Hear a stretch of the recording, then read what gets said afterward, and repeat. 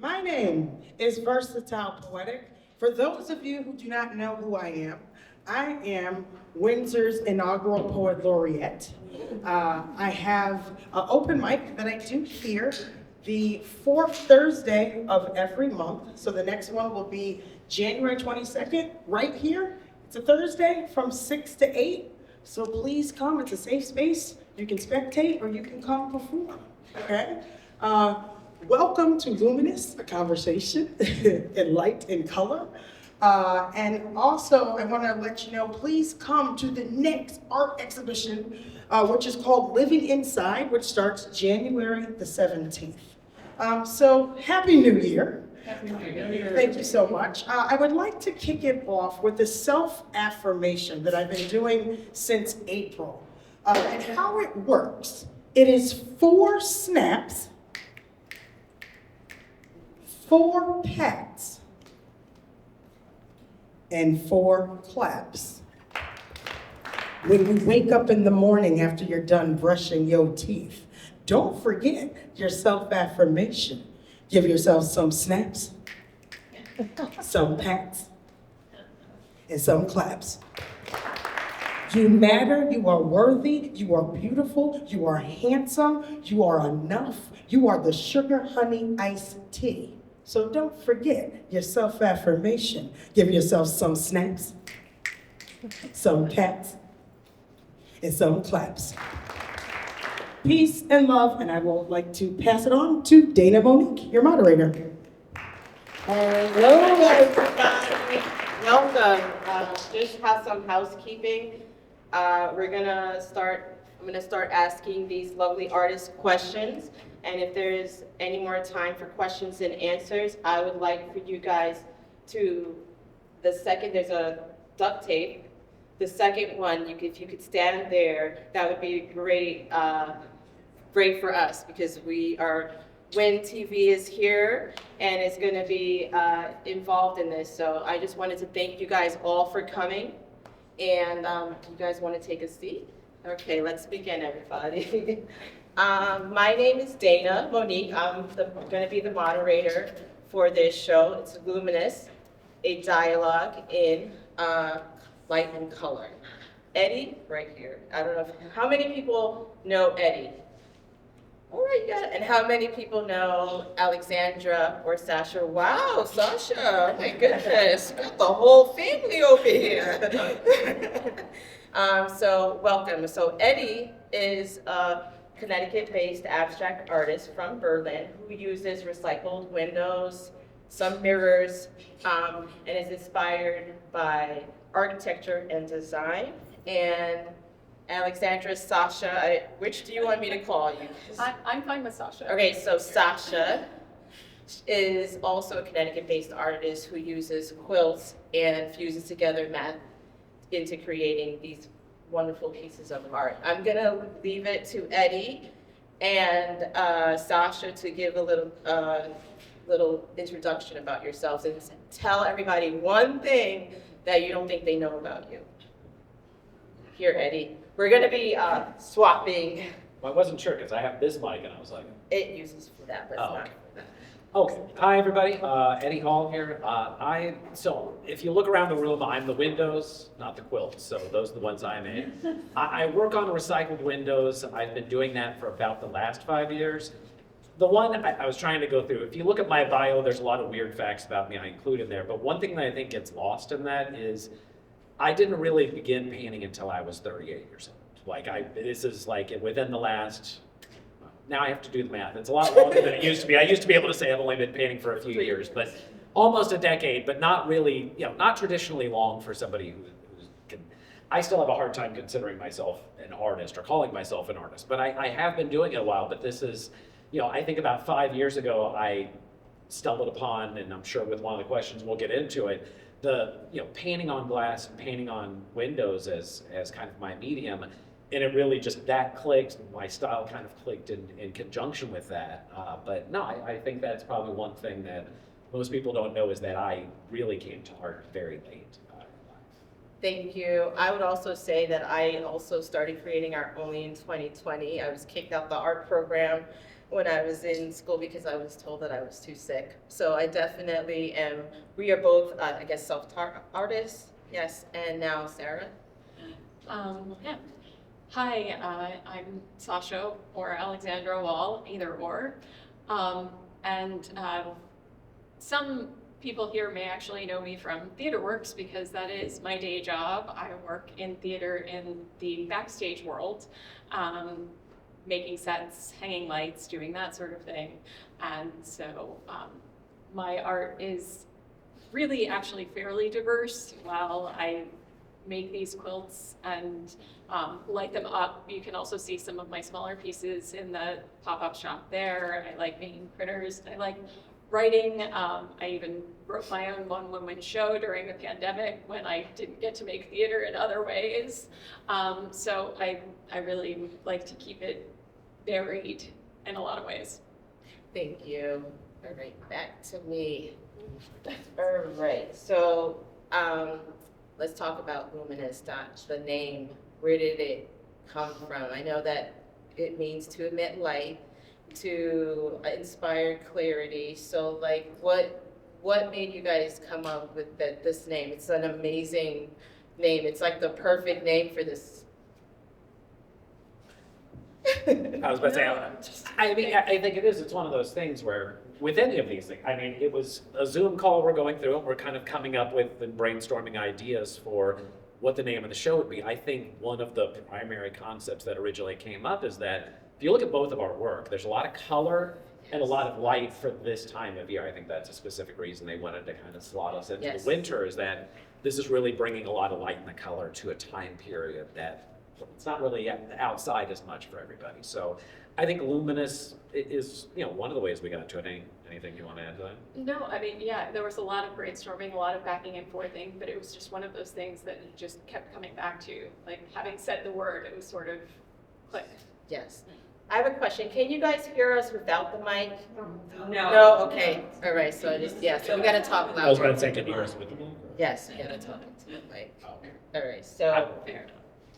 So one of the first questions, which is where you were segueing to, is like in winter, light feels especially precious. How do you think this exhibition would feel different if it were installed in the summer? Well,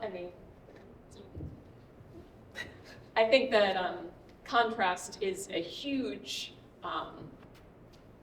resource in art in general, and you can see it in each of the individual pieces how we use contrast to great effect. So I think that the contrast of winter and darkness really just sort of creates this great effect to experience it in a contrast to what's going on outside, and especially if anyone got to see these pieces when it was dark, in the evening time, they really shine that much brighter. May I ask a question? We're gonna leave that towards the end. It's related to the last. Okay, thing. all right. Could there be art without contrast? I think I would struggle to make art without contrast, certainly, just because of, Different, right? yeah. One thing I'll just add also with having this show in the wintertime, I just want to bring attention to one of the things I love most about this show and why I think is very unique about it. The lighting in particular that was done here. Normally these gallery lights, the fluorescent lights above you are on and really, the space is a lot brighter. The choice that they made to cut those and really allow, Sasha's work to be more illuminated and see more of the light from the inside. But for me, I particularly enjoyed seeing my pieces in this light and being able to see, just spotlighted as opposed to, I think you get a lot more dramatic of an effect of what, both of us are doing as artists. And I think if this hadn't been done in the wintertime, you're not going to get later in the day the darkness that you get, where you're actually able to see this in much kind of more of a darker setting and kind of, it's a little moodier. And I really think that lends itself to the work. Yeah, I think not only it being contrast, it's also about like transition. Because when you're really talking about when it gets dark, that's dusk, and dusk is all about transition from light to dark. And I think this is an amazing, bright, for the winter, it's very bright, it's very happy. And sometimes the winter for me, I don't know if it's called, was it seasonal affective disorder, where you feel kind of like you don't have the light, so I feel a little off. I come in here, I see the geometry, the shapes, the colors, and I just feel inspired. I'm an artist too, so all these colors, I'm like, oh wow, this color would look good with that color. I love how you guys use color in each of your pieces, and I see that with the quilting, that you still use traditional patterns. So you want to talk about how? Hold on a second. Do you feel like your work is more about control or letting go?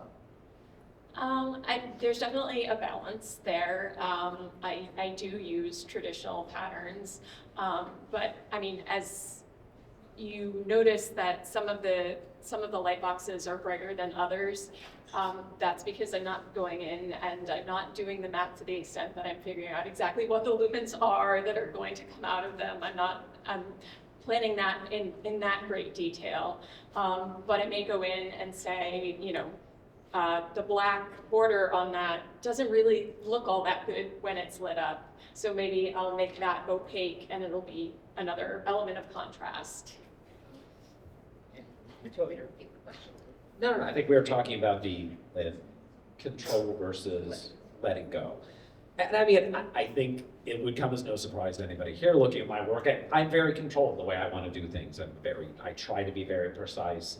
But as you said, it's a balance. You can't do anything, especially art, with keeping an exacting form of control over it. So a lot of these works I could go into, I could point out an imperfection, point out 20 imperfections in each one of these works, but a lot of them, that's kind of a lot of what I ended up sending the work around. Is sometimes something ends up being changed from the original plan, something ends up being an imperfection or something you need to work around, and that ends up making itself into something that's special about it or a focal point about it. All right, so we're going to talk about inspiration. You said that you are a self-taught artist and you started at 38. Was it always shapes? Or tell us a little bit more about that. Yeah. To how you get from starting at 38 to where you are now. Absolutely. It would be very odd for anybody to see what I started with. And, literally, somebody had left around, they were in an art class, a canvas and some, what are those things called? The straight paint on. No, I didn't start with brush. I started with just a canvas and I was with a palette knife, just moving some paint around. I was trying to make something that kind of looked like universe. So I was doing okay, let me do 9 planets and something like that. But it was all, when I really started out, I was doing, they used to call it, I think it's called automatic drawing exercises. So I would close my eyes with a grease pencil and I would just kind of scribble on the paper. And then I would fill in those shapes with different colors and kind of try to create a composition out of that. And then I had this, I had gone to the Frank Lloyd Wright Institute out in Arizona, Towson West, on a business trip. And when I was there, something really kind of hit with me about the different shapes that he uses, the colors that he uses. And I came back and there's a window that had been hanging in my kitchen for 10 years. And just this blank window, and I think a lot of people probably have a similar one. It's an antique window. It's got kind of different colored panels of glass all around it, one center clear glass. And there were stickers on it, and I was like, you know what, I want to actually try to do something with this. So went away from my canvas, I put something on that I essentially was like, I'm gonna try to rip off Frank Lloyd Wright. I'm gonna try to do my own version of Frank Lloyd Wright. And honestly, it's not a bad one. It's still up to this day. I haven't gotten sick of it yet. But I put that together, and then I went back to these automatic drawing exercises on canvas, and I just kept coming back to looking at that window, and it was something about, I used to mix gouache in with my acrylic paints to try to get a vibrant color. I was always about trying to get a lot of color out of what I was doing, and I kept looking at the window, and something about you get the strongest color that you can. You're looking at the bottommost layer just from the other side when you're painting on that glass. So I came back to it and just kept, I think I saw a post of mine from like 7 or 8, or no, probably like 6 years ago where I was like, I think I'm gonna buy another couple of windows. I don't know if I'm crazy here, but maybe I'll do a couple more of these. And now, hopefully not 100 yet, but a lot of windows later, I'm still going. But it really is something that, I started with that, I found that, and then there's so many elements to it. It took me 6 months, I'm not always that bright, to realize, I can paint on the other side of the glass, or I can obscure the front of the glass, or I can obscure the back of the glass, or I can do different elements to work with it. Even the metallics, some of those I have in the show, I really just started doing that like 6 months ago. So I like that I keep being able to find different dimensions to it. I mean, but like the fact that you started with automatic drawing is all about losing control. It's more about healing and having fun with it. Now it's completely different, where it's squares, circles, and in a juxtaposition with the reflection. Because I don't know if where is Keller Ledler? Keller Ledler, yeah. Yes, I went to see your work there, and the way that it was on. We're gonna let it do its thing. That was a pretty quick track. Yeah, usually I'm going like this. But yeah, so I don't, some of your artwork, when it's placed in a specific light, you also see reflections on the shadows on the wall. I will say, if you ever get a chance to go to New Haven and see my work at Keller Ledler, I love the lighting there. Again, the lighting does a lot, and something about the way their lights work and the way they have painted their floors, I always get reflections. You get to see a copy of the work on the ground, of just what's reflected from the front. It almost kind of becomes this negative image of it, which I love. I have tons of pictures of any time my work's hung up there, seeing the reflections of the ground. Right. Sarah, That was think you can answer your trend. I started quilting when I was about 9. So I've been at it for a long time. I started from a perspective of being a crafter. And so although I went to art school, I actually ended up being a photography major. So I wandered through, as I said, I do a lot of different things. But I always came back to the quilting. It was the thing that really resonated with me, that I really loved. And I love the more traditional patterns. What I really enjoy in terms of viewing are actually some of the antique Amish quilts, which a lot of times are really big swaths of just solid fabric that's been quilted, which means that it's just got top stitching patterns on it. And I don't actually love the quilting part. I love the piecing part. So this was sort of a great workaround for me, because these pieces aren't quilted. Plus, you'll see a lot of my pieces are like big diamonds, but they're still pieced. So there's a big orange diamond, but it's a giant log cabin. So it's got lots of different oranges, but it ultimately makes an orange diamond. So in that sense, the piecing that I do sort of takes the place of the quilting that would ordinarily be in an Amish quilt. And the way that the light illuminates it from the back makes that the seam allowances actually create shadows that read much like a quilting would in a traditional quilt. I didn't add the lights to behind the quilts until maybe, I want to say a little bit less than 10 years ago. I had the idea about 10 years ago, and LEDs weren't quite as ubiquitous as they are now. So I had the idea for a long time before I was actually able to execute it. And when I discovered LED tape through my work in theater, then I realized that this was the solution that I'd been looking for, that I could actually make my idea happen. Okay, thank you. Sorry, I don't want. So in going with that, your materials, you quilts, you windows and mirrors, carry personal and cultural histories. How do you decide how much of that history to honor versus transform? Yes. Well, it depends on what I'm making. It depends on the window itself and what I'm kind of presented with. A lot of times I'll have an idea for a piece and it needs a certain shape in my head. I need something that is portrait and going to be about this size, or landscape. Sometimes I start with no idea at all and I just pull a window out and see what happens. But like, for example, that piece right there with the hardware on it, I saw those on Facebook Marketplace. Usually I just get free windows. I found somebody was selling those, I think, for $20 for 2 of those windows. And I just saw that and I was like, okay, I really want to make something with that hardware, that kind of, really kind of demonstrating what's on the window. If you look around at other pieces here, there are a lot of them that are just plain. And I'm really focusing on just the work itself. To me, there is a very personal aspect to these things. It's, if you think about it, there might be, I got a window recently from Eli Center of Contemporary Art that was shutting down. They had found a few windows in the basement when they were leaving and gave me a few of them to work with. And, that's going to have a history and something attached to it. But any of these windows, even the plain ones, it could have been the window in the kitchen in someone's house that somebody spent hours of their lives looking out of as they were doing the dishes. It could have been a window that a kid spent half of his childhood looking at its favorite tree in the yard. You really don't know, but it is interesting that how personal these items are in a way that you've spent a lot of time interacting with them, yet often when I find them, they're on their way, they're on the side of the road in the trash, they're on the way to the landfill. Because when you're getting a new set of windows, you really don't think about what's happening with the old ones. But to me, just to speak to one more thing that Sasha was talking about, you said you don't like the process of quilting. I hated framing my work.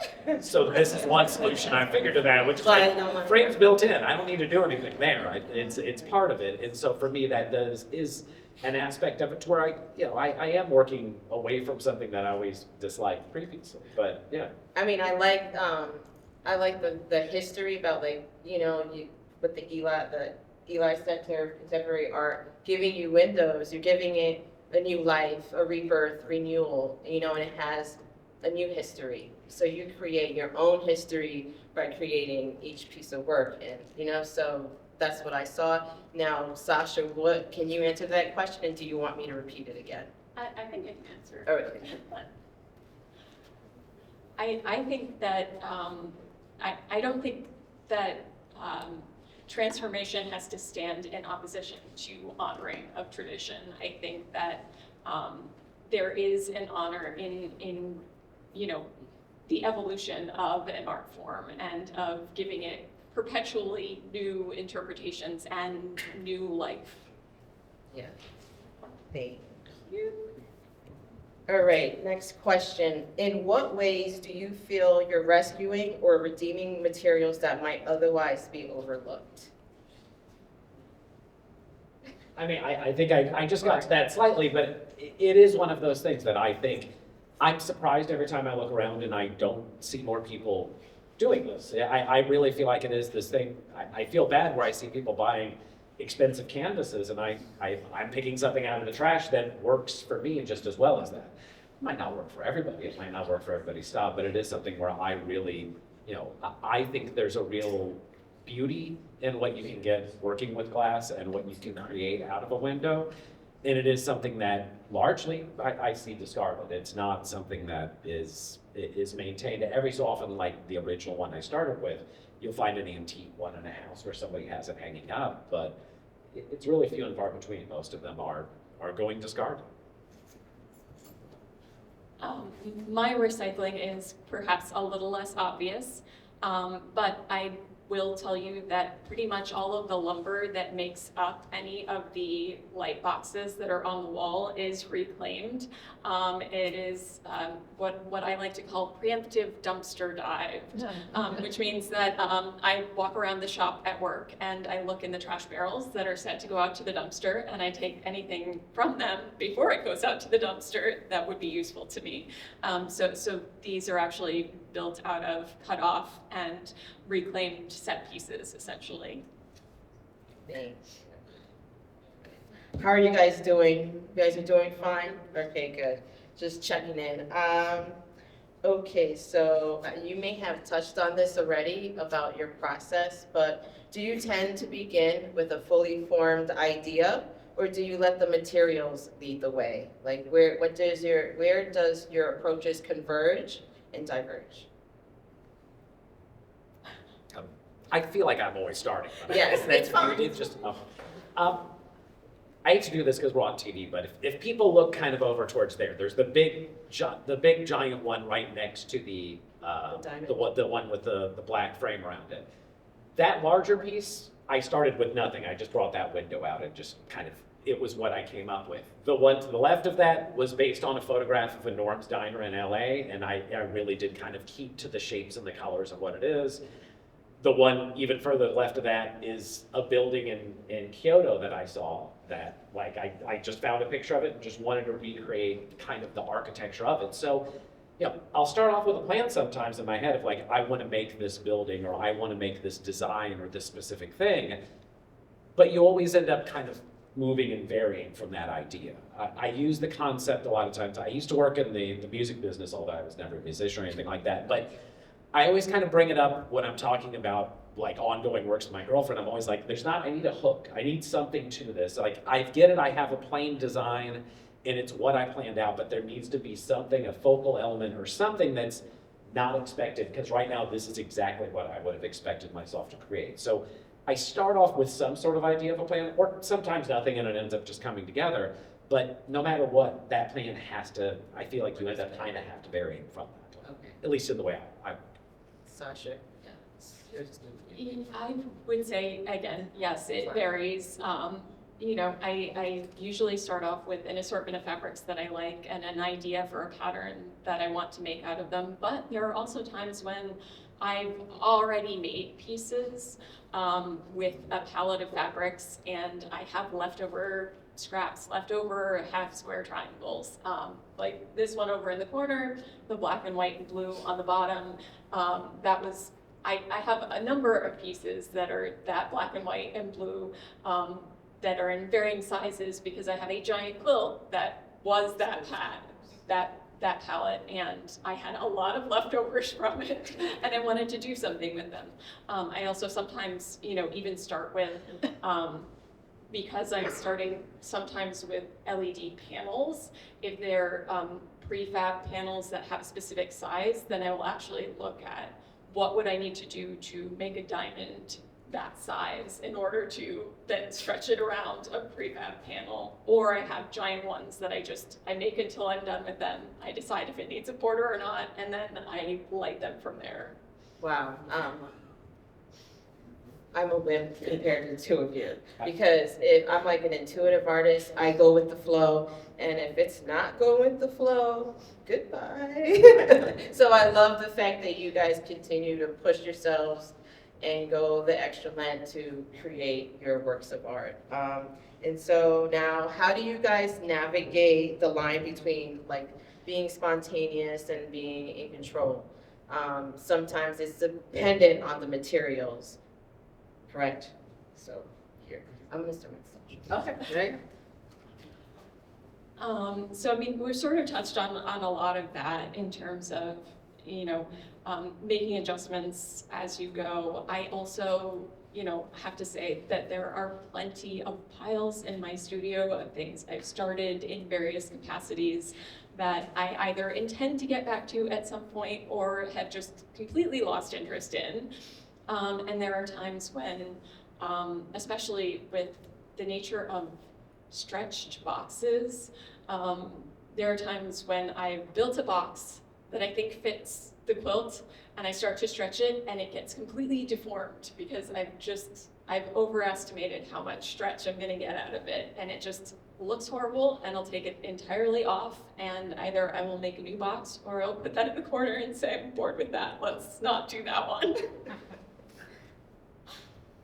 Well, I'll say in general with spontaneity, it can be a dangerous thing with this because one of the tools I use a lot when I'm working with this is a razor blade. And it will, there are times where I've taken down entire sections of work and just been like, there are times when I've gotten very close. There was one that's probably one of my favorite things I created last year, and it's not here because fortunately it's sold. But I was 2/3 of the way done, and I was like, you know what, that's it. I'm just razor blading the entire thing. It's not working for me. And it is, you really kind of have to try to keep going with that spontaneity, trying to keep moving with it. And sometimes inspiration and new things come in at different phases of it.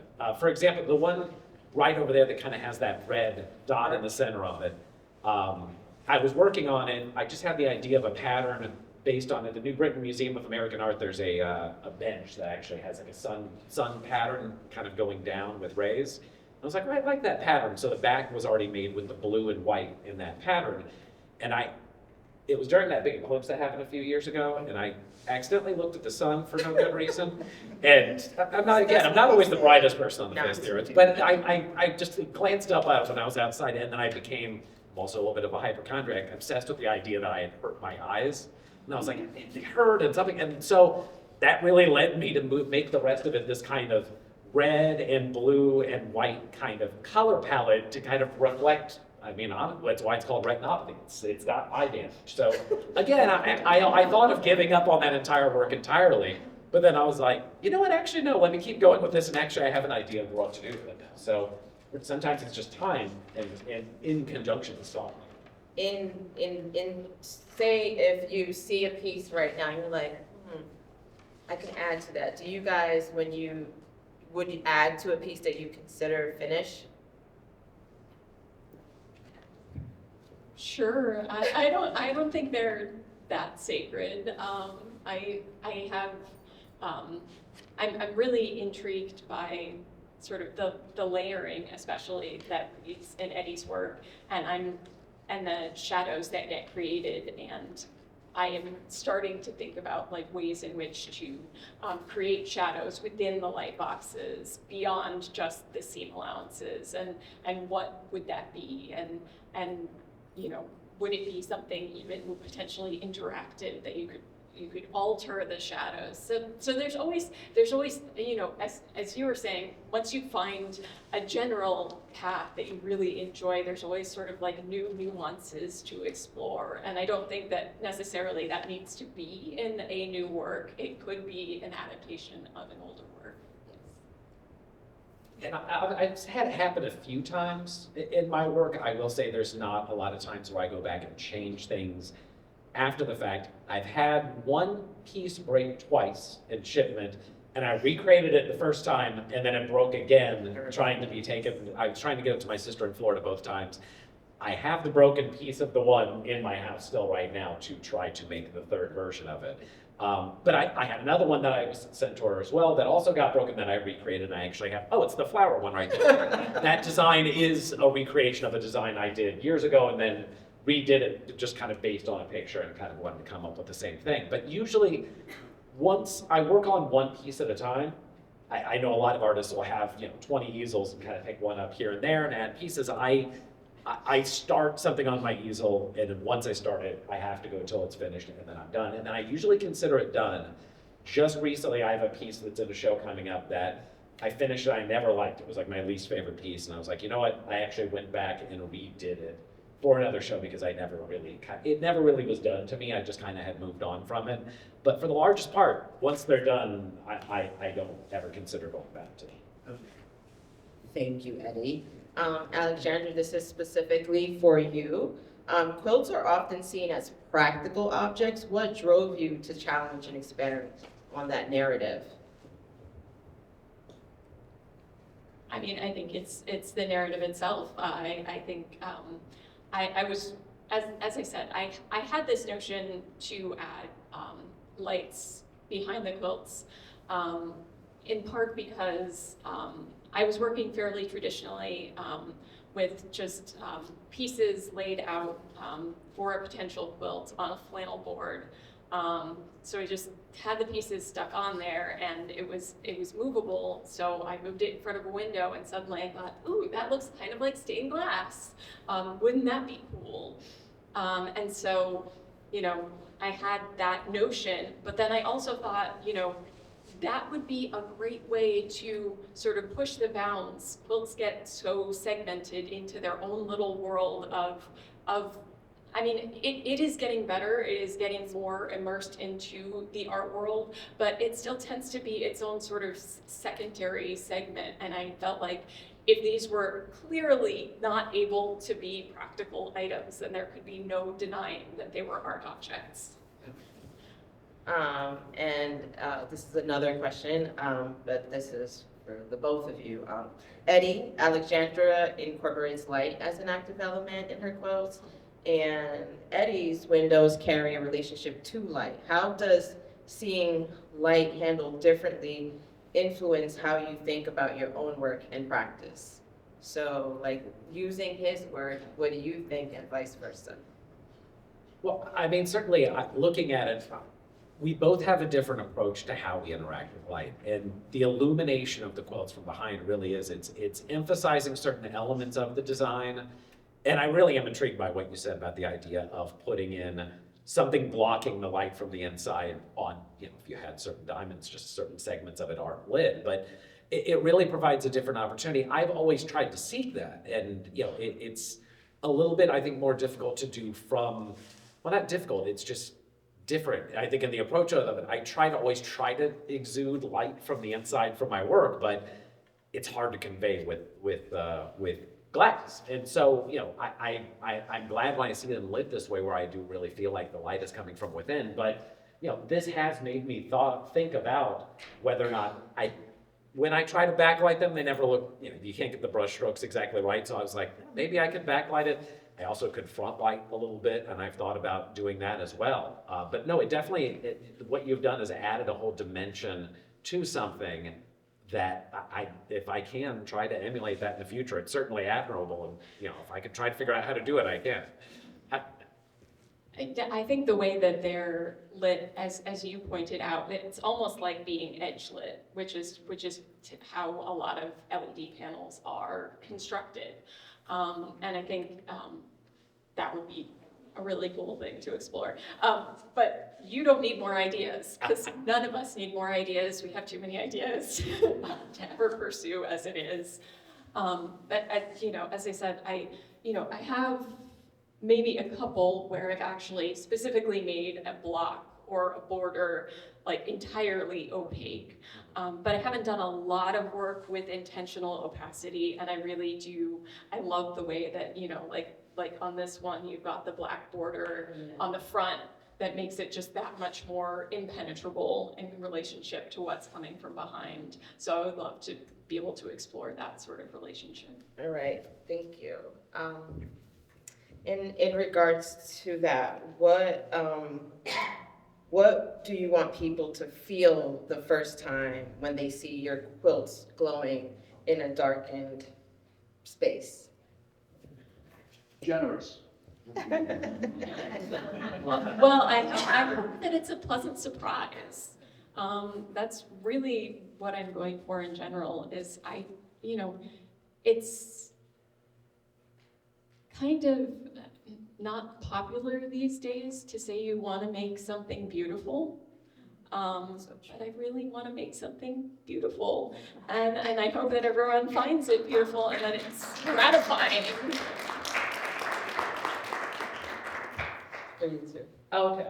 No, same thing. When someone walks in and sees these, I want them, I think we both have a similar approach. We're wanting to create things that we find visually appealing and interesting. And, just to get behind the scenes a little bit here of like, with some of the questions that were potentially posed, it's like, okay, it was about emotion and things like that. And I noticed we both kind of stayed away from selecting questions about like, well, what emotion? Because Yeah, they did. I think both of us are trying to achieve beauty. I'm not trying to make you cry with any of these. I'm not trying to make you mad with any of these. If I can, I mean, that'd be interesting. But still, it's like, what I think both of us want is for people to take a look at this and just go, that was something beautiful I saw. That's something I found appealing and interesting to look at. And I took that image away with me and took it away from the show. I actually, and my type of art is completely the opposite. I'm trying to elicit, and evoke people's feelings and have them feel a certain way. So the fact that you said something about how you just want things to be beautiful, that's actually not, that's actually very unique now in the art world. People want a specific narrative. And you guys have your own narrative by using shapes and by using materials that are not thought to be considered fine art. Because I'm sure that when people think of quilts, they're not thinking of it as fine art. So I think that was interesting that both of you guys have that. I just want people to feel happy.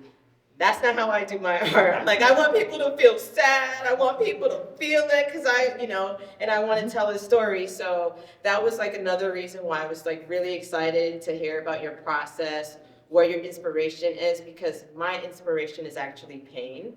So I try to make the, pain be a little bit more beautiful, but I also want to show that pain, but they show, when I see their work and I come in here, I just feel livelier and just happier. When you see my art, you're like, oh, wow, that's profound. And I don't know if I'm gonna, I'm not gonna think the same way about this anymore. And it's just amazing how we are all artists, but we're all unique in our own way. And that I appreciate that you guys created your own niche and your own style. And I think, Eddie, that's the reason why you don't see other people using recycled windows, because you created a name for yourself with the windows. So I know that when my mom came to your show, whenever she sees a window, she's always like, that's Eddie's Hall's work. So I think that us artists, local artists that know you, we know that that's your thing, and so we respect it. So thank you. Let's see if I have any other questions. anybody in the audience have any questions? I got a question. All right, you want to stand over? Okay. And this. Yes. All right, right here? Second one. All right. Behind the second one, the second. You can Oh, the second. Yeah, where versatile is. Yeah, where versatile is. Yep, I'll reach. That's good, Jeffrey. Well, I enjoyed this show a lot. I have a question about, for you, Sasha, with regard to how do you see the light being, actually, the electric cord being visible? How is that playing with how you organize your space? And it is very organized. You understand what I'm saying, right? Because the shapes and the electric cords are kind of in a way. Yeah, huge points to the installers here at Windsor. They did a stunning job, because I know it is not easy.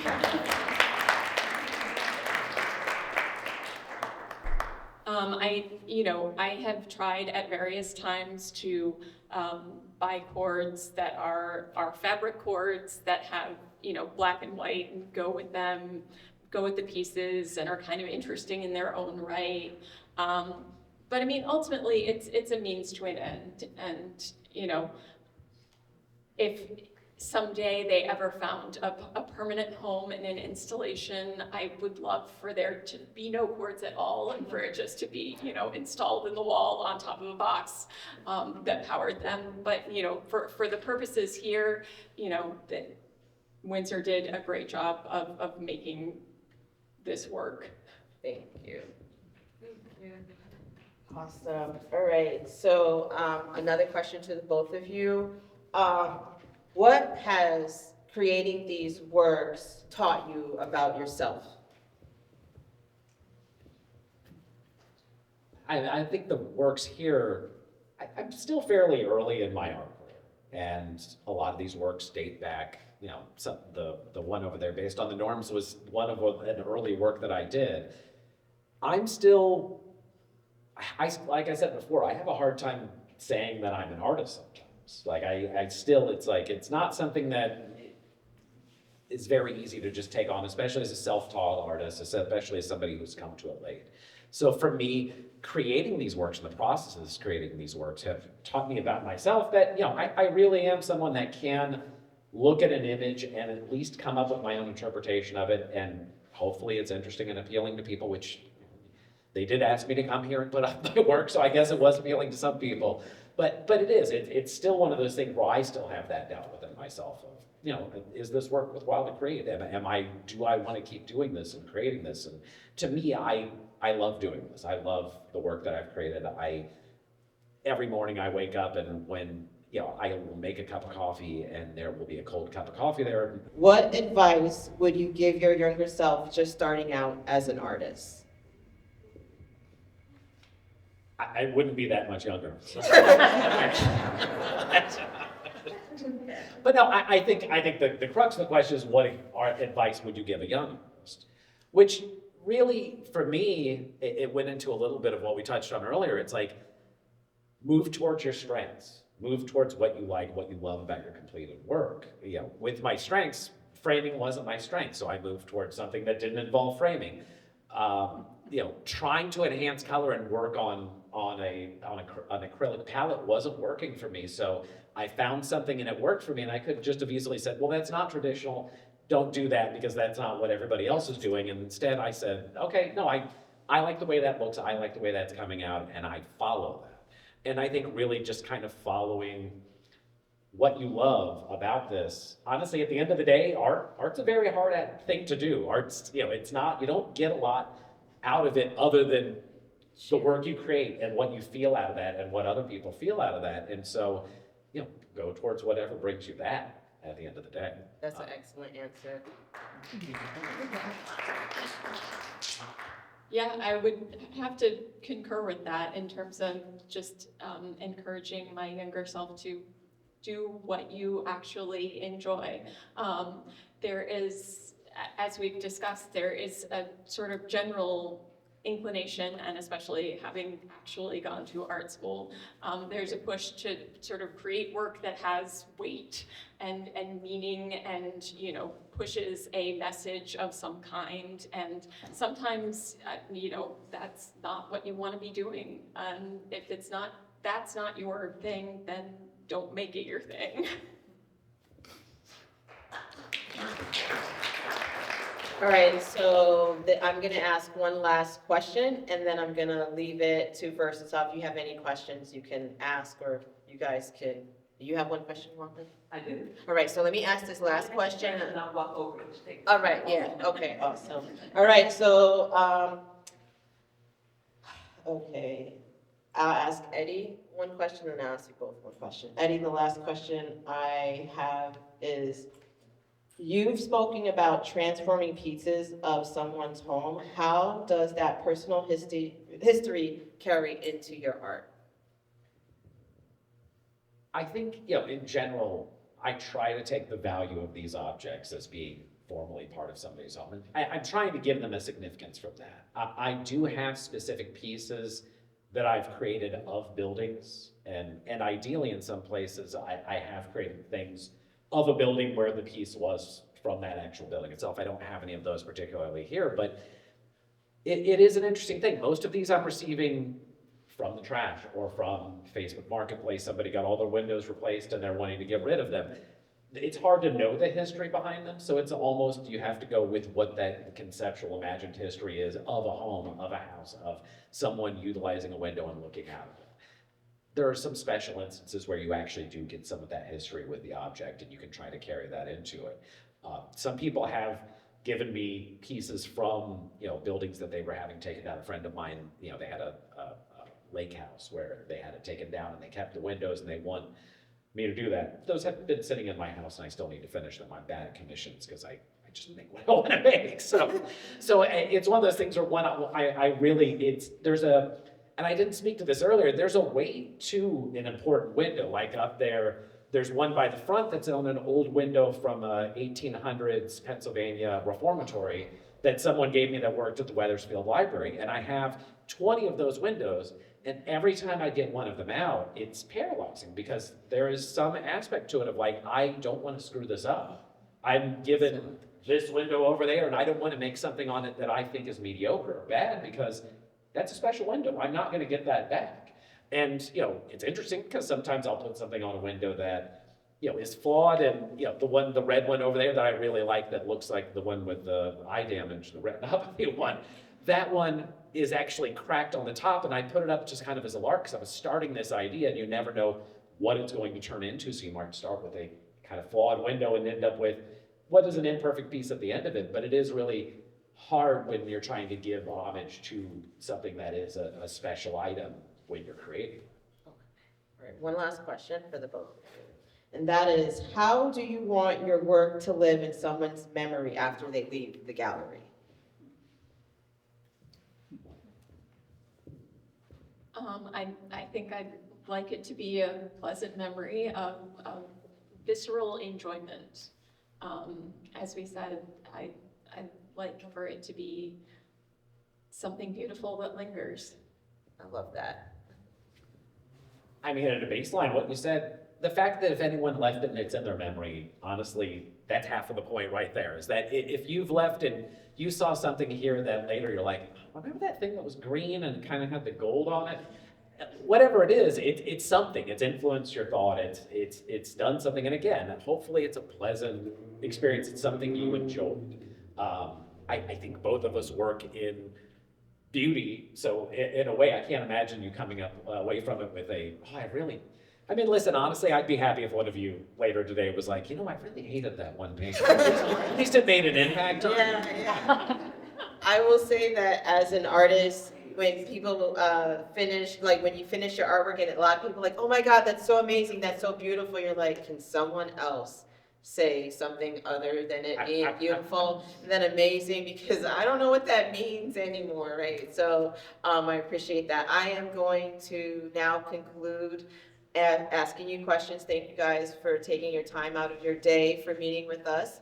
And now I'm gonna leave it up to the audience to see if you guys have any questions. So the first one is Wanda. I'll get it for you, Wanda. I can come up, I'm good. Okay. Is this the one, or you want me to go to the next one? That's the one, okay. Yeah, that's the winner.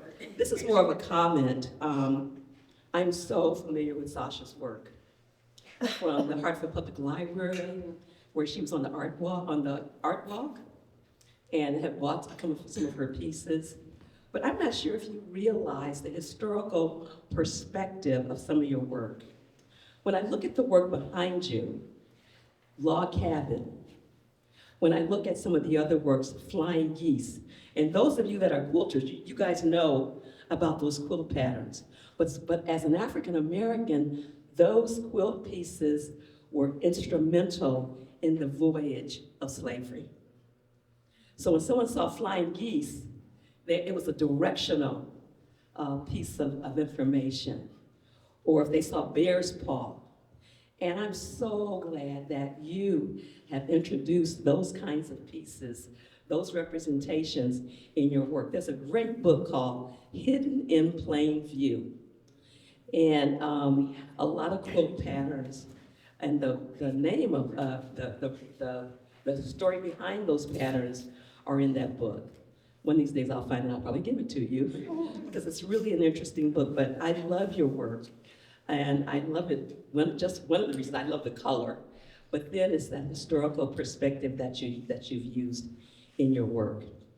Being part of the curatorial team here at the Art Center, I also think it's necessary to recognize how this is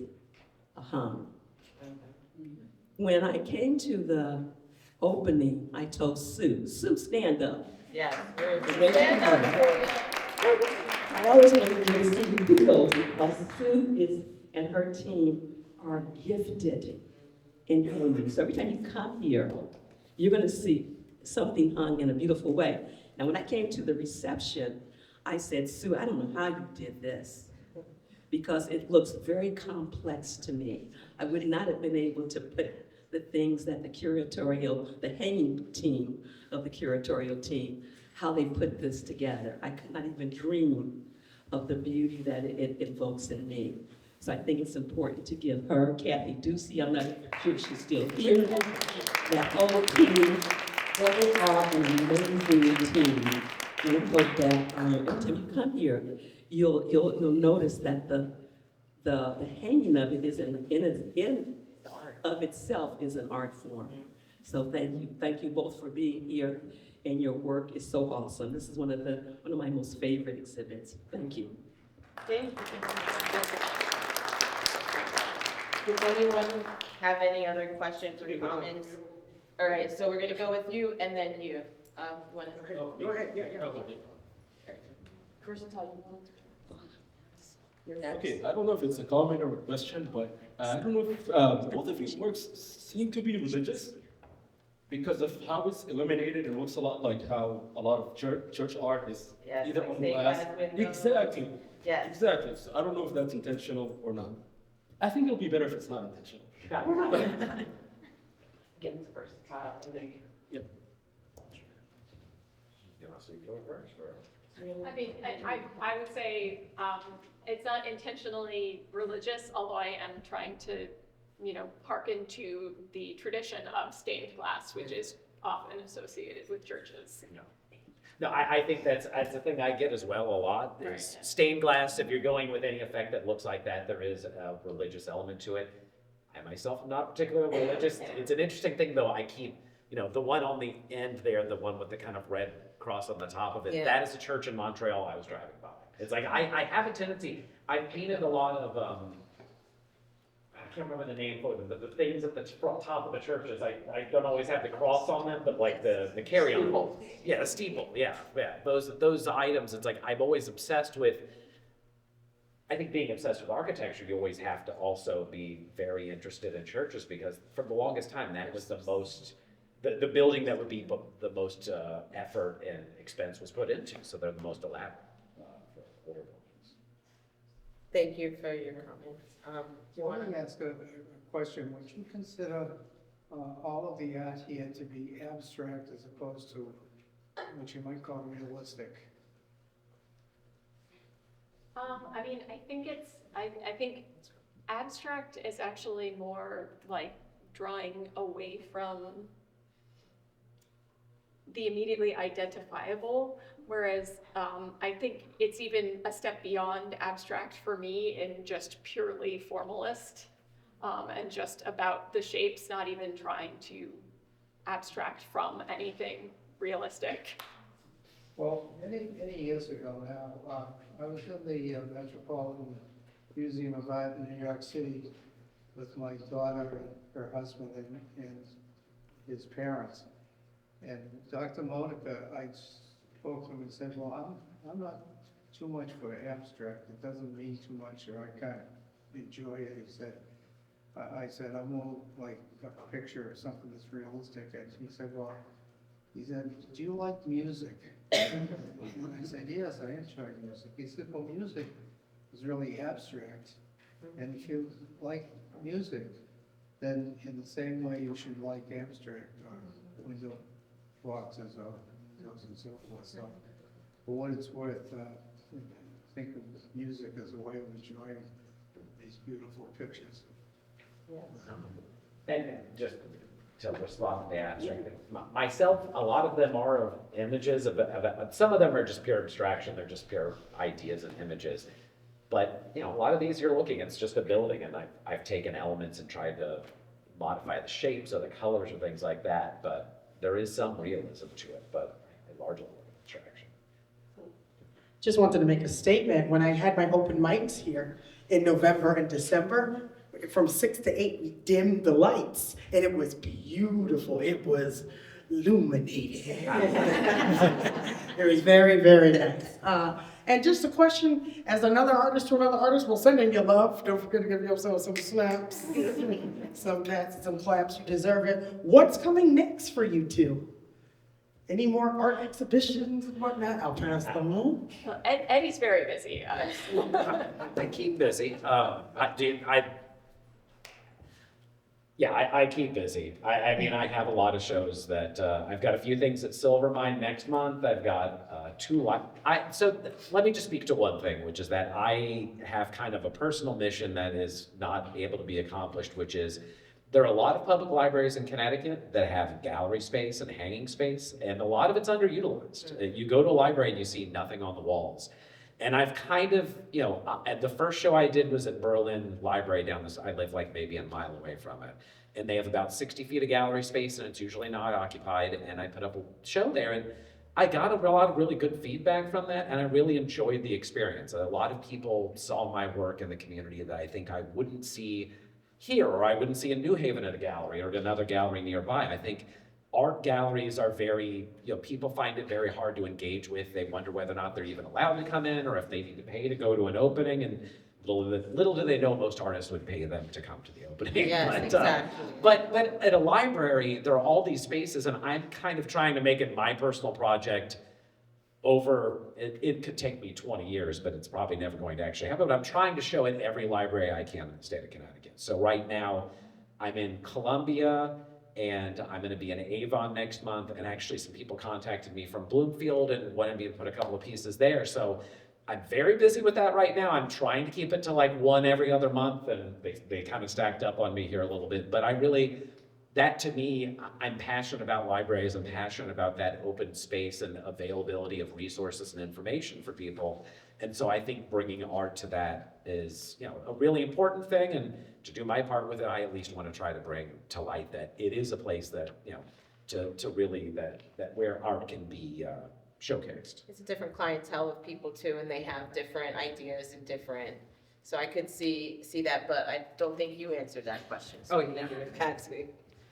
I'm gonna narrow down and focus on making my art for a little while. So explore some of those ideas about shadow making and try some new things. All right, so I am going to call it. So I just wanted again to thank Windsor Art Center for hanging this beautiful show. It's not easy, so I wanted to thank the team here. I want to thank the two of you for taking the time and to, deal with me sending you like 40 questions and say, pick 15 and know what you're going to say, because this is only my second time. So this was, a little nerve-wracking for me. So thank you guys for giving me a great experience. And I just wanted to thank you all for taking the time on your Saturday to come here and listen to us speak. So thank you so much.